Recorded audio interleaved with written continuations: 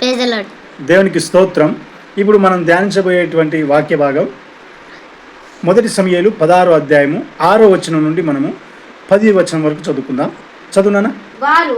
వారు వచ్చినప్పుడు అతడు ఎలియాబును చూచి నిజముగా యెహోవా అభిషేకించువాడు ఆయన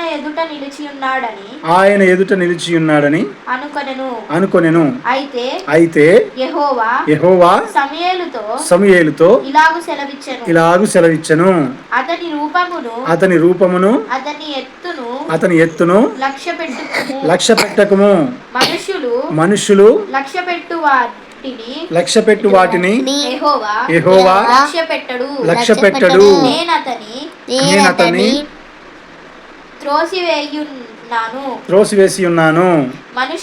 మనుషులు పై రూపమును లక్ష్య పెట్టుదురు గాని యెహోవా హృదయమును లక్ష్య పెట్టును. యెషయి అబినాదాబును పిలిచి సమూయేలు ఎదుటకి అతన్ని రప్పింపగా అతడు యెహోవా ఇతన్ని కోరుకొనలేదు అనెను. అప్పుడు యెషయి షమ్మాను పిలువగా అతడు యెహోవా ఇతన్ని కోరుకొనలేదు అనెను. యెషయి తన ఏడుగురు కుమారులను సమూయేలు ఎదుటకు పిలువగా సమూయేలు యెహోవా వీరిని కోరుకొనలేదని చెప్పి నీ కుమారులందరూ ఇక్కడనున్నారా అని యెషయిని అడగగా అతడు ఇంకను కడసారి వాడు ఉన్నాడు. అయితే వాడు గొర్రెలను కాయుచున్నాడని చెప్పెను. అందుకు సమూయేలు నీవు వాణ్ణి పిలువనంపించుము. అతడికి వచ్చు వరకు మనము కూర్చుందుమని యెషయితో చెప్పగా అతడు దావీదును పిలిపించెను.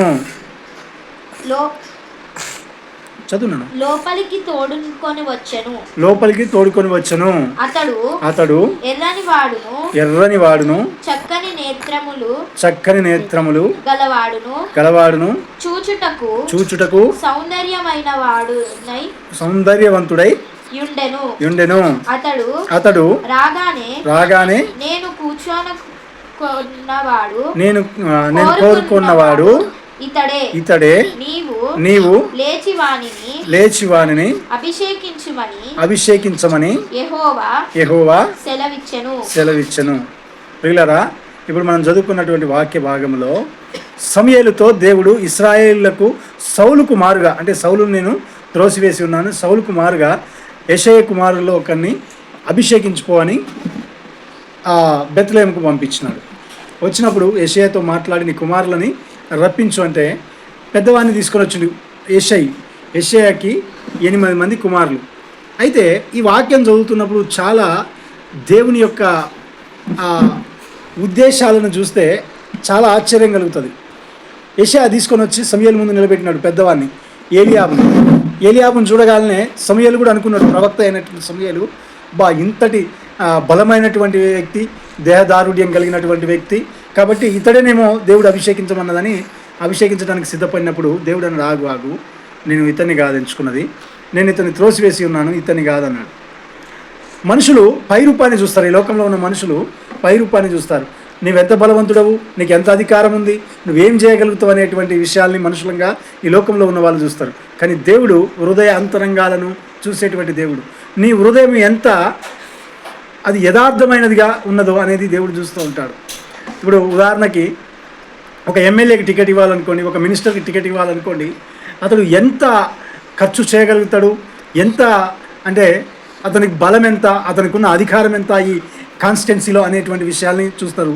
కానీ దేవుడు ఎవరినైనా నిలబెట్టాలనుకుంటే దేవుడు నీ బలాన్ని చూడడు, నీ శక్తిని చూడడు, నీ ఆర్థిక స్తోమతను చూడడు, కానీ దేవుడు నీ హృదయాన్ని చూస్తాడు. అయితే ఎలియాబుని నిలబెట్టినప్పుడు ఇతడు కాదు నేను ఎంచుకున్నది, ఇంకొక ఆయన పిలువ అంటే అట్లనే అమినదాబు వచ్చినాడు, షమ్మి వచ్చినాడు. ఇట్లా యెషయా యొక్క 7 కుమారులు వచ్చినప్పుడు దేవుడు ఏం చెప్తున్నాడు, వీళ్ళందరినీ కాదు నేను ఎంచుకుంది అన్నప్పుడు యెషయాతో సమూయేలు అంటున్నాడు యెషయాతో, అయ్యా నీకు ఇంకా ఎవరైనా కుమారులు ఉన్నారా అంటే కడవరి వాడు ఒకడు ఉన్నాడు, గొర్రెలు కాస్తున్నాడు, చిన్నవాడు అంటే. అయితే సమూయేలు ఏమన్నాడంటే పిలిపించొద్దని అన్నాడు. పిలిపించినాడు. దావీదు లోపలికి రాగానే దేవుడు యెహోవా సమూయేలుతో మాట్లాడుతుంది, ఇగో ఇతడే నేను అభిషేకించాలనుకున్నది, ఇశ్రాయేళ్లకు రాజుగా నా ప్రజలను నడిపించడానికి నేను నాయకుడిగా ఎంచుకున్నది ఈ వ్యక్తిని అని దేవుడు చెప్తూ ఉన్నాడు. నా ప్రియమైనటువంటి దేవుని బిడ్డలారా, ఈ వాక్యాన్ని ధ్యానిస్తే నాకు హృదయం చాలా ఆనందం కలుగుతుంది. ఏంటంటే దేవుడు ఇక్కడ 2 విషయాలు స్పష్టంగా మనతో మాట్లాడుతున్నాడు. ఒకటి, దేవుడు మనుషుని యొక్క పై రూపాన్ని చూడడు. నువ్వు అధికారం కలిగినప్పటికీ, నువ్వెంత గొప్పవాడివైనప్పటికీ లోకంలో దేవుడు అది చూడడు, కానీ నీ హృదయాన్ని పరిశీలించి చూస్తాడు. రెండవదిగా, బహుశా ఈ లోకంలో మనుషులు నిన్ను గుర్తించకపోవచ్చు. ఇక్కడ దావీదుని కూడా చూస్తే తన తండ్రి 7 పెద్దవాళ్ళని తీసుకొచ్చి సమూయేలు ముందు పెట్టినాడు, కానీ దావీదు విషయంలో ఆయన మర్చిపోయినాడు. అంటే చిన్నవాడు కదా. అంటే ఈ లోకంలో ఉన్నటువంటి మనుషులు కూడా నీకు గుర్తింపు ఇవ్వకపోవచ్చు. అతడాలే, అతనితోటి ఏమవుతుందిలే అనేటువంటి ఉద్దేశం కలిగి ఉండొచ్చు. అతనితో ఏం కాదు, అతడు వెలివేయబడిన వాడుగా అని కూడా నీ గురించి చెప్పి ఉండొచ్చు. అయితే దేవుడు నీ గురించి చెప్తున్నాడు, నా ప్రియమైనటువంటి సహోదరుడా సహోదరి, నీవు ఈ లోకం దృష్టిలో, మనుషుల దృష్టిలో వెలివేయబడిన వాడవు కావచ్చు, ఎన్నిక లేని వాడవు కావచ్చు, నీకు గుర్తింపు లేకపోయి ఉండవచ్చు, కానీ నీ దేవుడు నిన్ను చూస్తూ ఉన్నాడు. నువ్వు ఎక్కడ ఉన్నా నీ దేవుడు నిన్ను చూస్తూ ఉన్నాడు. నీ హృదయం దేవునికి యథార్థంగా ఉందా, నిన్ను దేవుడు చూస్తూ ఉన్నాడు. నిన్ను లేవనెత్తబోతూ ఉన్నాడు. నిన్ను అనేకులకు మీద అధికారిగా, అనేకుల మీద నీకు అనేకులకు మాదిరికరంగా నిన్ను నిలవబెట్టబోతూ ఉన్నాడు. బహుశా ఇంతకాలం నీవు ఎన్నిక లేని దానవుగా ఈ లోకంలో గుర్తింపు లేని స్థితిలో జీవిస్తూ ఉన్నావేమో. గుర్తింపు లేక నా పరిస్థితి ఇంతే అనుకుంటున్నావేమో. నా ప్రియకుమారుడా, నా ప్రియకుమార్తె, దేవుడు పరిశుద్ధాత్మ దేవుడు నీతో మాట్లాడుతున్నాడు. నీ హృదయాన్ని నీ దేవుడు చూస్తూ ఉన్నాడు.